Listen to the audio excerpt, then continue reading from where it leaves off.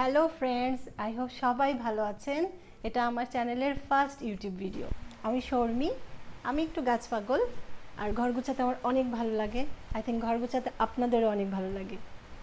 But আমরা যখন ঘর সাজানো চিন্তা করি তখন আমাদের মাথায় কি আসে, এত বাজেট দিয়ে আমাদের ঘর সাজানো কখনোই সম্ভব না, কারণ আমাদের অনেক খরচ আছে।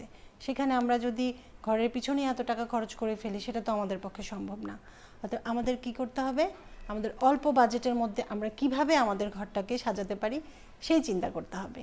আর সেই সমাধান নিয়ে আমি আপনাদের কাছে এসেছি।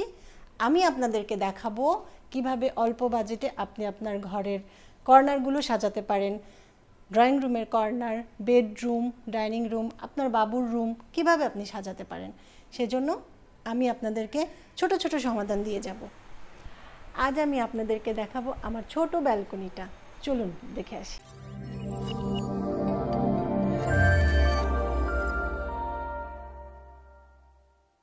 আমার বারান্দার শুরুতেই আমি একটু বসার জায়গা করেছি। এখানে অনেকটা সময় আমি কাটাই। এখানে বসে আমি গল্পের বই পড়ি, চা খাই, গেস্টরা আসলে একটু আড্ডা মারি। আমাদের ঘরের অনেকটা অংশ জুড়ে আমাদের বারান্দা, সেটাকে যদি আমরা সুন্দর করে সাজাই আমাদের ভালো লাগবে।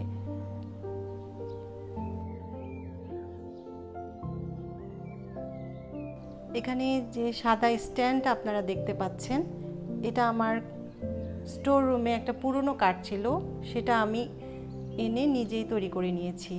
গাছগুলো, টবগুলো এগুলো লোকাল মার্কেট থেকে আনা। পেইন্টিংটা আমার অনেক পছন্দ, এটা আমার একটা ভাই আমাকে গিফট করেছে। সাদা টবগুলো যে দেখতে পাচ্ছেন, এগুলো আমি নিজেই কালার করেছি, কারণ সাদা আমার অনেক পছন্দ। আপনারা আপনাদের ইচ্ছে মতো কালার করে নিতে পারেন। উপরে যে হ্যাঙ্গিং স্ট্যান্ডগুলো দেখতে পাচ্ছেন, এই কাঠগুলো আমি লোকাল মার্কেট থেকে নিয়েছি। এগুলো আমি বাসায় নিজে হ্যাং করে নিয়েছি। এগুলো কিভাবে আমি করেছি এগুলো আপনাদেরকে আমি আমার নেক্সট ভিডিওগুলোতে সব দেখাবো। আমার ভিডিওটি যদি আপনাদের ভালো লাগে তাহলে আমার চ্যানেলটি অবশ্যই সাবস্ক্রাইব করবেন এবং ভিডিও আপডেট পেতে বেল বাটনে ক্লিক করুন।